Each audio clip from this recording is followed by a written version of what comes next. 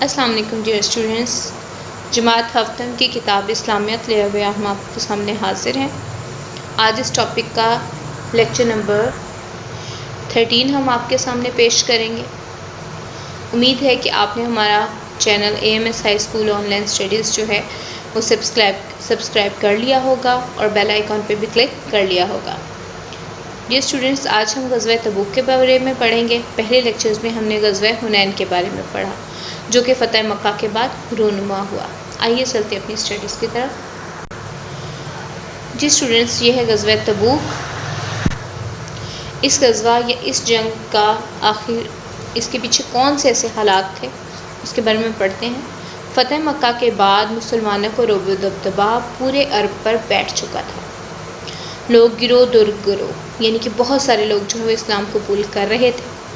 ارد گرد کی ریاستیں جن کے فرما روا کون ہوتے ہیں؟ حکم چلانے والے، جن کا حکم پورے ملک پر یا پوری ریاست پر چلتا ہے، ٹھیک ہے، یہ بادشاہ ہو سکتے ہیں، بادشاہ کہلاتے ہیں۔ فرما رواؤں کو نبی اکرم صلی اللہ علیہ وآلہ وسلم پہلے ہی خطوط لکھ کر اسلام کی دعوت دے چکے تھے۔ مسلمانوں کی اس بڑھتی ہوئی طاقت سے خوفزدہ تھے۔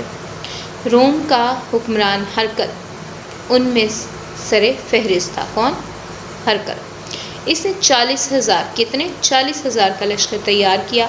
جب حضور اکرم صلی اللہ علیہ وآلہ وسلم کو یہ اطلاع ملی کہ رومی فوجیں مسلمانوں پر حملہ آور ہونے کے لیے شام کی سرحد پر جمع ہونا شروع ہو رہی ہیں، تو آپ صلی اللہ علیہ وآلہ وسلم نے صحابہ کرام رضی اللہ تعالیٰ عنہم کو جہاد کی تیاری کا حکم دیا۔ اب جہاد کی تیاری اور روانگی کے بارے میں ہم پڑھیں گے۔ جہاد کی تیاری اور روانگی۔ مسلمانوں کے لیے قحط سالی کیا ہے؟ یعنی کہ جب بارشیں نہیں ہوتی تو فصلیں بھی نہیں ہوتی، جس کی وجہ سے اناج کی بہت قلت ہو جاتی، کمی ہو جاتی۔ تو یہ خشکی کی وجہ سے، یعنی کہ بارش نہ ہونے کی وجہ سے، قحط سالی کی وجہ سے مسلمان جو ہیں وہ مالی طور پہ تنگ تھے۔ یہ مالی تنگ دستی کا زمانہ تھا۔ نبی اکرم صلی اللہ علیہ وآلہ وسلم کے حکم پر صحابہ کرام رضی اللہ تعالیٰ عنہم نے جہاد کی تیاری میں بھرپور حصہ لیا۔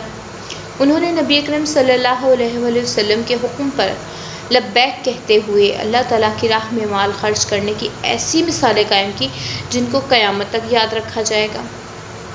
اس موقع پر حضرت ابوبکر صدیق رضی اللہ تعالیٰ عنہ، جو کہ نبی پاک صلی اللہ علیہ وسلم کے دوست تھے اور مردوں میں سب سے پہلے اسلام لانے والے تھے، انہوں نے اپنے گھر کا سارا مال لا کر نبی اکرم صلی اللہ علیہ وسلم کی خدمت میں پیش کر دیا۔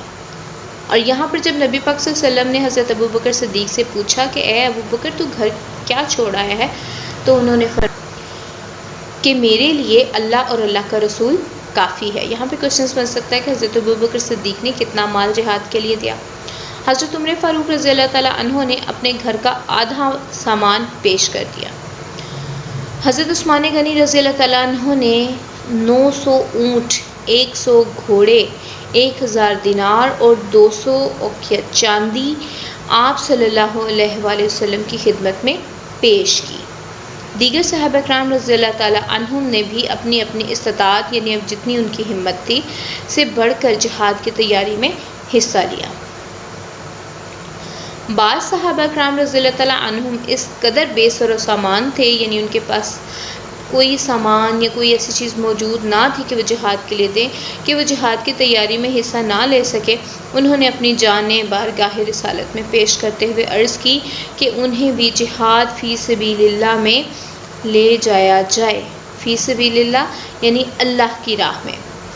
آپ صلی اللہ علیہ وآلہ وسلم نے سواریوں کی کمی کی وجہ سے انہیں مدینہ منورہ میں ہی ٹھہرنے کا حکم دیا۔ کیوں دیا تھا حکم؟ کیونکہ سواریوں کی بہت کمی تھی اور لوگ زیادہ ہو جاتے۔ خلوص، جذبات اور جہاد پر ساتھ نہ جا سکنے کی حسرت میں ان کی آنکھوں سے آنسو نکل پڑے۔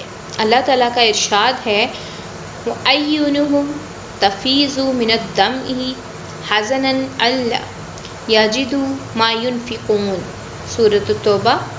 اور اس غم سے کہ ان کے پاس خرچ موجود نہ تھا اور ان کی آنکھوں سے آنسو بہہ رہے تھے۔ سن 9 ہجری میں نبی اکرم صلی اللہ علیہ وآلہ وسلم کی قیادت میں 30,000 30,000 صحابہ کرام رضی اللہ تعالیٰ عنہم شام کی طرف روانہ ہوئے۔ آپ صلی اللہ علیہ وآلہ وسلم کی حیات مبارکہ میں مسلمان مجاہدین کی یہ سب سے بڑی تعداد تھی۔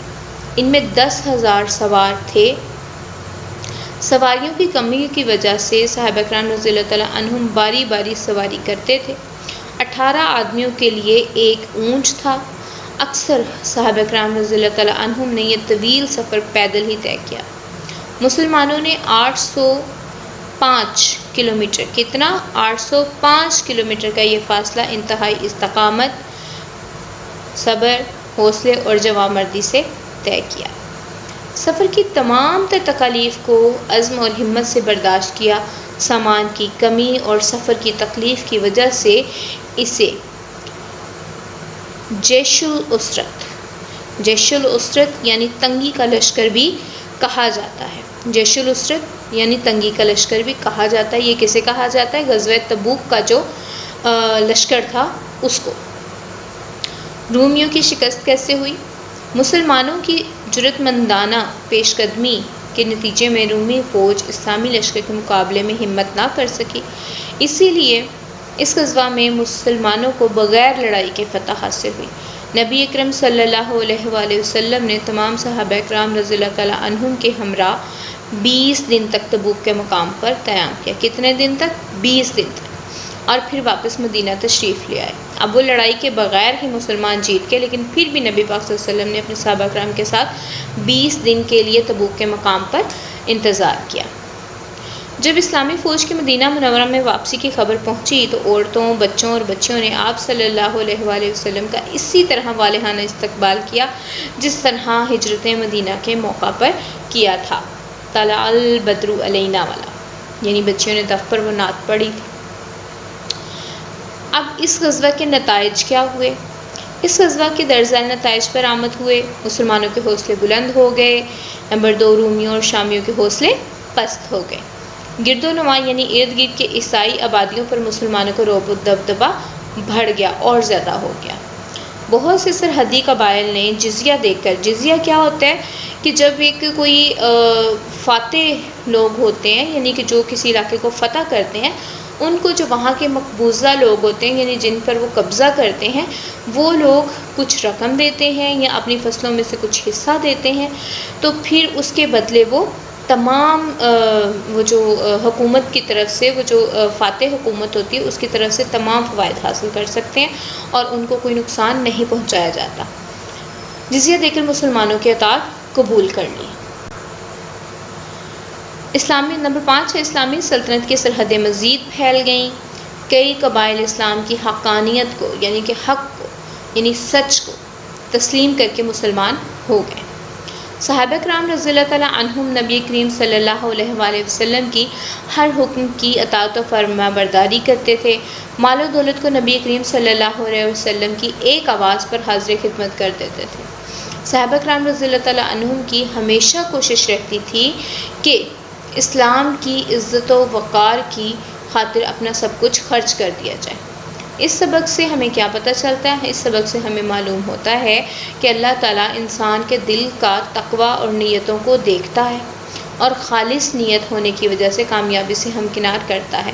جس طرح سے حضرت ابوبکر صدیق رضی اللہ تعالیٰ عنہ نے اپنے گھر کا سارا سامان دے دیا، حضرت عمر فاروق رضی اللہ تعالیٰ عنہ نے اپنے گھر کا آدھا سامان دے دیا، حضرت عثمان غنی نے بھی کثیر مال مویشی اور یعنی سواریوں اور پیسے کے ساتھ مدد کی۔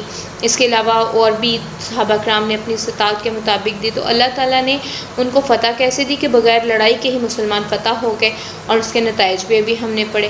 اگر ہم سیرت رسول صلی اللہ علیہ وآلہ وسلم اور سیرت صحابہ رضی اللہ تعالیٰ عنہم کو اپنی زندگی کا لازمی حصہ بنا لیں تو کامیابی ہمارے قدم چومے گی۔